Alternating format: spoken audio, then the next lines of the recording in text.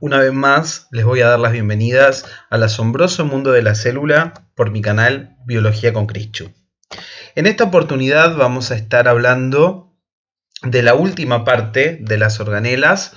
En esta oportunidad vamos a hablar de aquellas que no forman o no constituyen el sistema vacuolar citoplasmático. Recordemos un poquito lo que aprendimos en el video anterior. Una organela es una estructura intracelular característica del citoplasma de las células eucariotas, tanto animales como vegetales, que está ausente en las células procariotas y que va a tener una forma, una estructura determinada, pero que siempre está constituida por una membrana biológica. Por lo tanto, para poder considerar que algo es una organela, sí o sí tiene que estar constituido por una membrana biológica. De ahí en más, habrá organelas que pertenecerán al sistema vacuolar citoplasmático, como todas las que vimos en el video anterior, y en este video nos vamos a ocupar entonces de hablar de aquellas organelas que no forman parte del sistema vacuolar citoplasmático. Entonces, en este sentido, vamos a comenzar por describir nuestra primera organela, que son los peroxisomas. Los peroxisomas están presentes en todas las células eucariotas, tanto las animales como las vegetales. Son organelas que están formadas por una membrana biológica, pero que no forman parte del sistema vacuolar citoplasmático debido a que las proteínas que constituyen la membrana de los peroxisomas no provienen de los ribosomas que están adheridos a la membrana del retículo endoplasmático rugoso, como sucede con el resto de las organelas que forman parte del sistema vacuolar citoplasmático, sino que por el contrario provienen de los ribosomas que están sueltos o libres en el citosol. ¿Sí? Recordemos, vamos a suponer que esta es nuestra organela, vamos a suponer que este es nuestro peroxisoma. El peroxisoma es una organela que está rodeado por una membrana biológica y como membrana biológica tiene que estar formada por fosfolípidos y también tiene que estar formada por proteínas. Los fosfolípidos provienen del retículo endoplasmático liso y se incorporan a la membrana del peroxisoma, pero las proteínas, en vez de provenir del retículo endoplasmático rugoso, como en el resto de las proteínas que van a formar parte de la estructura de las membranas de cualquier organela que forma parte del sistema vacuolar citoplasmático, esto no sucede en los peroxisomas. Acá las proteínas son sintetizadas por los ribosomas que están sueltos, libres, flotando en el citosol. O sea que no están esos ribosomas adheridos a la membrana del REG. Entonces, estas proteínas que se sintetizan, vuelvo a repetir, en los ribosomas que están sueltos en el citosol, al salir del ribosoma se van a transportar de manera desplegada hacia la membrana del peroxisoma, donde se van a incorporar. ¿Cómo sabe la proteína cuando sale del ribosoma que está suelto en el citosol que tiene que ir a la membrana del peroxisoma? Porque esa proteína tiene un péptido señal, tiene un SP que se encuentra en el extremo carboxilo terminal, ¿sí? Otra característica también importante de los peroxisomas y que hace que por esta razón no forme parte de una organela perteneciente al sistema vacuolar citoplasmático es el hecho de que todos los peroxisomas se reproducen por fisión binaria.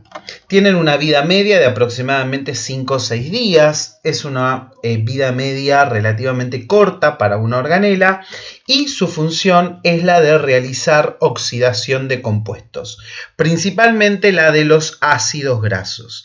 En este sentido, todos esos productos de desechos que a las células no les sirven, por ejemplo, ácidos grasos, aminoácidos o el lactato, que es el ácido láctico, se va a oxidar en los peroxisomas en presencia de oxígeno.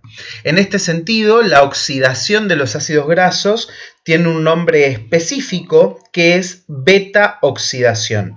Por lo tanto, es muy común que en los exámenes nosotros preguntemos, describa la beta-oxidación que se lleva a cabo en los peroxisomas. Y ahí lo que estamos haciendo referencia es a la oxidación del ácido graso. Pero en realidad, la beta-oxidación es la oxidación solamente de los ácidos grasos, pero en los peroxisomas se realiza la oxidación de cualquier sustancia. Entonces esto, por favor, presten mucha atención. La oxidación de cualquier sustancia se lleva a cabo en los peroxisomas. Cuando esa oxidación es de un ácido graso, va a recibir el nombre de beta-oxidación. Entonces, ¿qué es una oxidación? Es un proceso por el cual hacemos reaccionar a ese compuesto con oxígeno. Esto es un proceso que ocurre gracias a una enzima, es una oxidasa porque justamente lo que hace es bombardear con oxígenos a este compuesto y como resultado se generan radicales libres. Los radicales libres son muy tóxicos para la célula. Lo que van a producir es envejecimiento celular porque generan alteración en la estructura de las membranas biológicas. Entonces, ¿cómo es la idea? El peroxisoma va a oxidar un montón de compuestos y va a generar un compuesto que es muy tóxico para la célula. Sí, los peroxisomas generan un compuesto que es muy tóxico para la célula y son los radicales libres. Sin embargo, los peroxisomas en su interior contienen otra enzima que recibe el nombre de superóxido dismutasa y esa enzima se encarga de transformar a los radicales libres en peróxido de hidrógeno o también llamado agua oxigenada. Sin embargo, este peróxido de hidrógeno también es muy tóxico para la célula. Entonces, está produciendo dos compuestos tóxicos, los radicales libres y el peróxido de hidrógeno. Los radicales libres se eliminan por acción de las superóxidos dimutasas, pero generan este peróxido de hidrógeno que también es tóxico para la célula.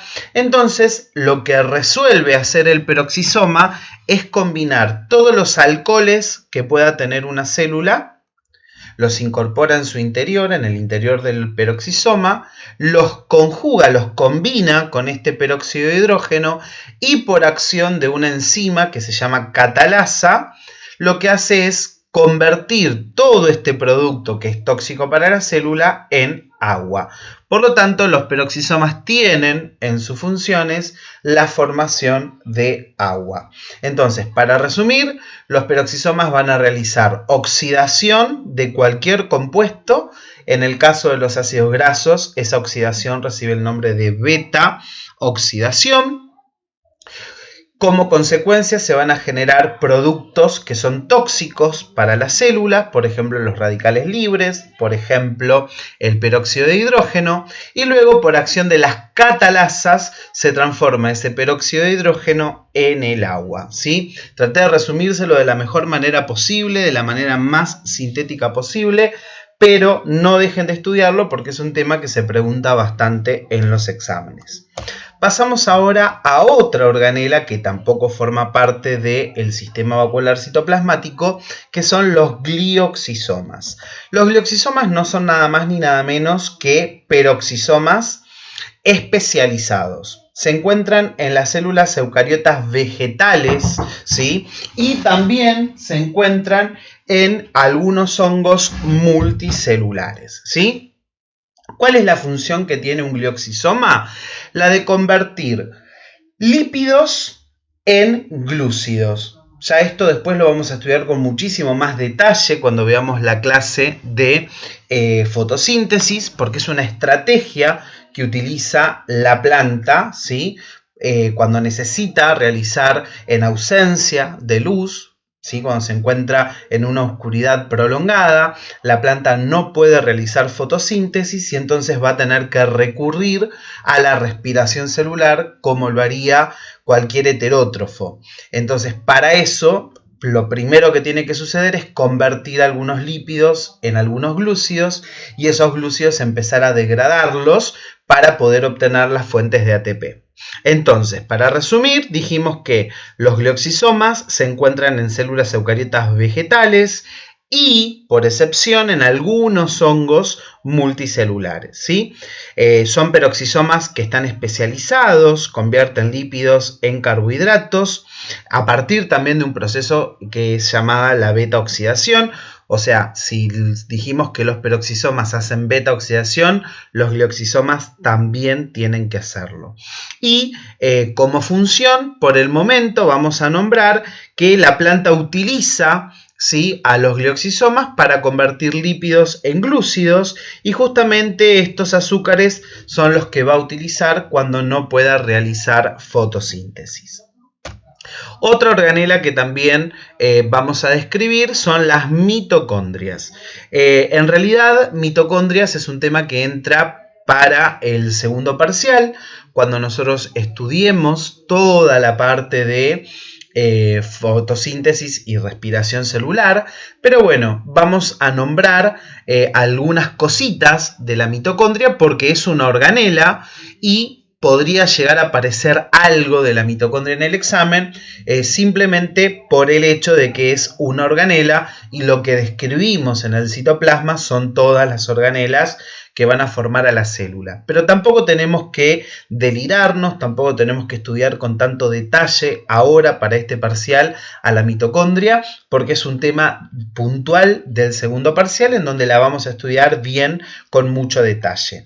Ahora lo único que tenemos que saber es que las mitocondrias son organelas que se heredan por línea materna, ¿sí? O sea, los hombres jamás vamos a heredar mitocondrias a nuestra descendencia, pero sí lo van a hacer las mujeres. Las mujeres van a ser las encargadas de aportar las mitocondrias a las células huevo o cigota que se está formando y que da origen al nuevo ser vivo, ¿sí? Entonces la mitocondria siempre se hereda por línea materna.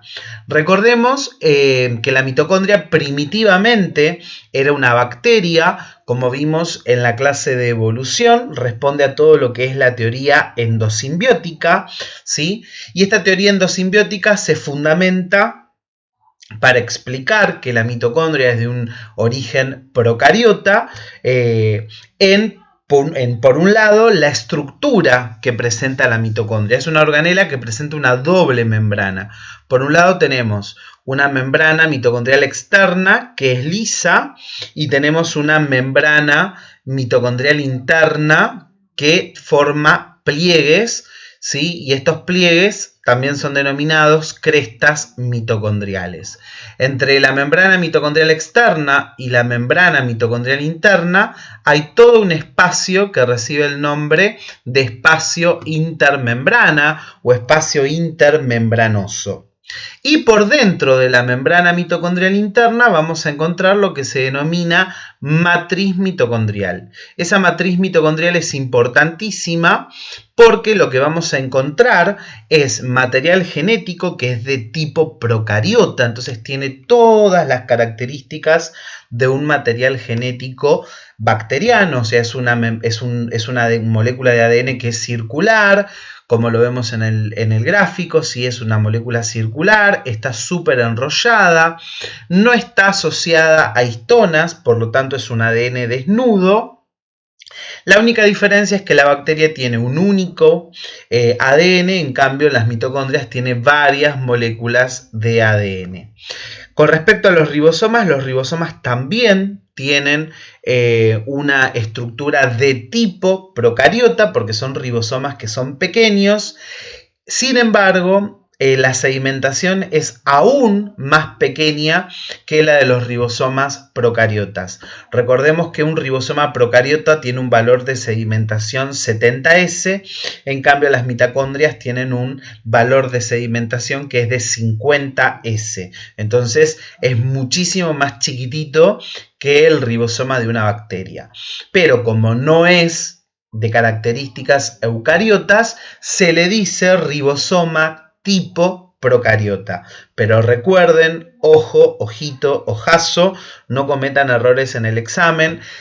Es ribosoma tipo procariota porque no es de tipo eucariota. Sin embargo, su velocidad de sedimentación no es la misma que la de un procariota, sino que es mucho más chiquita, es 50S. Otra de las cosas también a tener en cuenta es que cuando nosotros hablamos de la teoría endosimbiótica, no solamente nos vamos a basar en lo que es la estructura de la mitocondria en cuanto a la doble membrana que presenta, sino también al tipo de material genético y también obviamente al tipo de ribosoma. Así que si aparecieran en el examen alguna pregunta que les pida a ustedes justificar por qué las mitocondrias son de origen ancestralmente procariotas, ustedes podrían contestar tranquilamente que porque tiene doble membrana, o podrían contestar porque su material genético es de tipo procariota, o porque sus ribosomas son de tipo procariota, o también podrían justificar que es porque la mitocondria tiene una replicación de tipo procariota, o sea, se divide por fisión binaria independientemente de la replicación del resto de la célula, ¿sí? Yo puedo tener una célula que esté realizando su división celular y las mitocondrias no dividirse, o al revés, las mitocondrias pueden estar dividiéndose y el resto de la célula no. Entonces, es independiente la reproducción que tiene una mitocondria con respecto a la reproducción que tiene el resto de la célula. Entonces, cualquiera de estos tres criterios que les nombré, la de las doble membrana, las del material genético y los ribosomas, o la forma que usa para reproducirme, son cualquiera de los tres criterios válidos para poder argumentar que la mitocondria era ancestralmente una bacteria y que por lo tanto responde a la teoría endosimbiótica. Algo también importante a remarcar es que el ADN bacteriano comparado con el ADN del núcleo de una célula eucariota es un ADN que sufre muy poquitas mutaciones evolutivamente hablando. Entonces, por esa razón utilizamos el material genético de la mitocondria como concepto de reloj molecular cuando nosotros queremos comparar la distancia evolutiva entre dos especies. Y otra cosa importante a mencionar de las mitocondrias es cuál función cumple, ¿sí? Nosotros para el segundo parcial, justamente cuando veamos el tema de respiración celular, vamos a ver en muchísimo más detalle toda esta estructura de la mitocondria. Vamos a ver, por ejemplo, que la membrana mitocondrial externa presenta abundantes fosfolípidos, pero tiene muy poquitas proteínas integrales de membrana, una o dos o tres proteínas integrales que actúan como poros y reciben el nombre de porinas. En cambio, la membrana mitocondrial interna, por el contrario, es una membrana muy viscosa porque es muy abundante la presencia de proteínas integrales y proteínas periféricas. Y entre esas proteínas integrales y proteínas periféricas están todos los citocromos que permiten la cadena de transporte de electrones, así como también los canales por donde se va a sintetizar el ATP, ¿sí? Todo esto no hace falta que lo sepan ahora porque lo vamos a estudiar recién cuando estudiemos el tema de respiración celular, ¿sí? Se los nombro simplemente para que sepan que en la mitocondria es el lugar en donde se lleva la mayor producción de ATP, ¿sí? Ese ATP se va a producir en las crestas mitocondriales por un proceso que se llama fosforilación oxidativa. Sin embargo, para que pueda llevarse a cabo esta fosforilación oxidativa, es necesario que previamente se lleve a cabo una cadena de transporte de electrones, que también se lleva a cabo en esta cresta mitocondrial, ¿sí? En estas moléculas proteicas que les dije que se llamaban citocromos. Pero para que ocurra la cadena de transporte de electrones y la fosforilación oxidativa, es necesario que previamente en el citoplasma de la célula ocurra la glucólisis y en la matriz mitocondrial ocurra un proceso llamado de carboxilación oxidativa y además un proceso llamado ciclo de Krebs. Por lo tanto, la mitocondria es una organela muy importante para la célula porque en ella se lleva a cabo la decarboxilación oxidativa, en ella se lleva a cabo el ciclo de Krebs, en ella se lleva a cabo la cadena de transporte de electrones, en ella también se lleva a cabo la síntesis de ATP, que se llama fosforilación oxidativa. Ustedes ahora para este parcial no hace falta que lo sepan con todos estos detalles que yo les nombré, simplemente sepan que la mitocondria se encarga de sintetizar ATP. Entonces, para este parcial es válido que ustedes pongan sintetiza ATP. Pero ya para el segundo parcial, por supuesto, van a tener que aclarar cuáles son todas las etapas que se llevan a cabo en la mitocondria. ¿Qué otras funciones cumple la mitocondria? La mitocondria también se encarga de almacenar calcio. Recuerden que la principal organela que almacena calcio en la célula es el retículo endoplasmático liso, como lo vimos en el video anterior. Pero la mitocondria también almacena calcio, ¿sí? No es tan importante el almacenamiento como en el REL, sin embargo, también almacena calcio. Y otra de las funciones importantes que cumple la mitocondria es la de activar a la apoptosis, ¿sí? También, como vamos a ver para el segundo parcial, hay una molécula proteica presente en la membrana mitocondrial interna que cuando la célula tenga que suicidarse, esa molécula proteica va a salir hacia el citoplasma y va a activar una serie de enzimas, iniciando una cascada que termina como resultado suicidando a la célula, ¿sí? Entonces el proceso de la apoptosis también se inicia a nivel de la mitocondria. Por lo tanto, para resumir, mencionamos que las funciones de la mitocondria son las de sintetizar energía, porque es la que produce el ATP, se encarga también de almacenar calcio. Por otro lado, tiene una molécula relacionada con la supervivencia celular, ¿sí? Ya que cuando se activa se desencadena la apoptosis y también tiene la capacidad de poder realizar beta oxidación, ¿sí? Por el momento, con que ustedes sepan nombrar esas funciones, van a estar perfectos. Y la última organela que vamos a mencionar en este video son los cloroplastos, ¿sí? Los cloroplastos, a diferencia de las mitocondrias, ¿sí? Recuerden que las mitocondrias están presentes en todas las células eucariotas, independientemente de que sea animal o vegetal. En cambio, los cloroplastos solamente están presentes en células eucariotas vegetales y hacen diagnóstico diferencial de esa célula.